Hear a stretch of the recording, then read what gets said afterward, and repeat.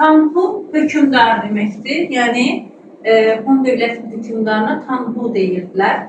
Ümumiyyətlə, Hunlar köçəri xalq olub. Yəni, köçəri xalq olduqlarına görə köçəri maldarlıqla məşğul oldular. Ümumiyyətlə, biz bilirik ki, türklər ta İskitlərdə də gördük ki, onlar köçəri maldarlıqla məşğul olmuşdular. Və bunlar haqqında bizə ilk məlumatı Çin mənbələri verir. Eramızdan əvvəl 2-ci minilliyə aiddir bu mənbələr.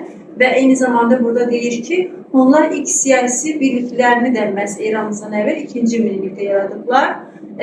Və s. Dediyim kimi, Teymur Tanhu hansı dövləti yarattı? Aysihun dövləti. Bəli, Aysihun dövlətini kim yarattı? Ne zaman? Aha. Və bundan sonra biz Hunlarla, Hun dövləti ilə Çinin deməli qarşılıqlı münasibətlərini görəcəyik. Bu nədən ibarətdir? Məsələn, hər ikisi eyni əsrdə yarandığına görə, yəni bu dövrdə hər ikisinin bir-birindən əlaqələri olmuşdur. Xüsusilə də Hunlar Çinə tez-tez hücumlar edirlər. Məsəl üçün, Teymur Tanhu'nun dövründə belə Çin üzərinə nə olurdu? Bəli, hücumlar edirdi. Və o zaman Çin hakimiyyətli Sin sülaləsi idi və Çin imperatoru düşünür ki, mən Hun hücumundan necə qoruna bilərəm və gecə-gündüz düşünür. Sizcə nə tapacaq? Sədd. Düşmənə? Çin səddi. Neyini? Sədd çəkib. Sədd. Hansı səddir bu? Çin səddi. Bəli, məşhur Çin səddidir bu. Və eramızdan əvvəl 214-cü ildə, yenə deyirəm, Çin sülaləsi Çin səddini çəkdi. Ne üçün çəkdi? Bəli, ne zaman çəkdi? Ərdinə 214. Arsa. Ama buna baxmayaraq, bunların hücumu Çinə yenə dayanmırdı və hücumlar devam edir. Teymur Tanhu'dan sonra hakimiyyətə Mehdi Tanhu gəldi. Kim gəldi? Mehdi Tanhu. Bəli.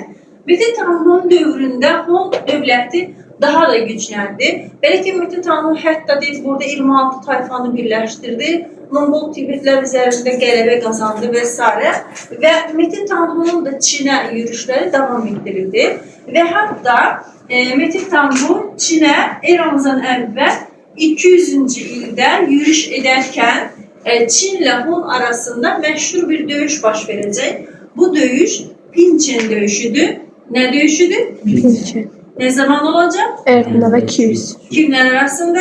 Hunlar və Çinlər. Aha. Kim galip gelecek? Hun. Kim mağlup olacak? Çinlər. Hangisi müqavilə imzalanacak? Pinçen.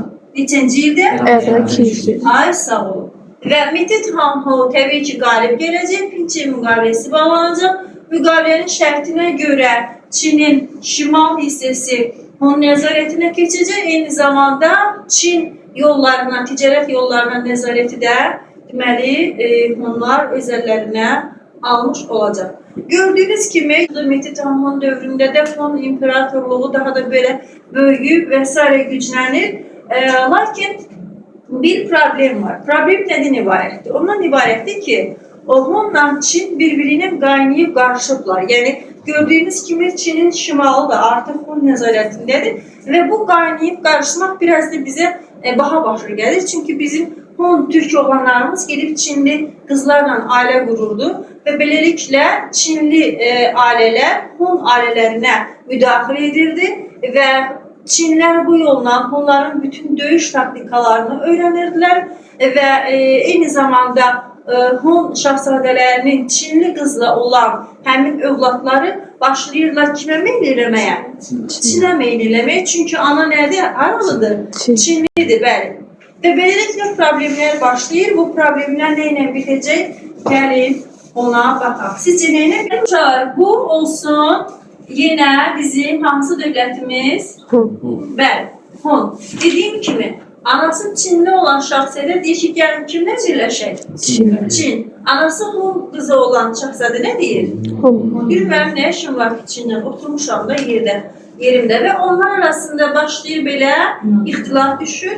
Və təəssüflər olsun ki, Hun dövləti eramızdan əvvəl 58-ci ildə baxın 2 ilə parçalanır.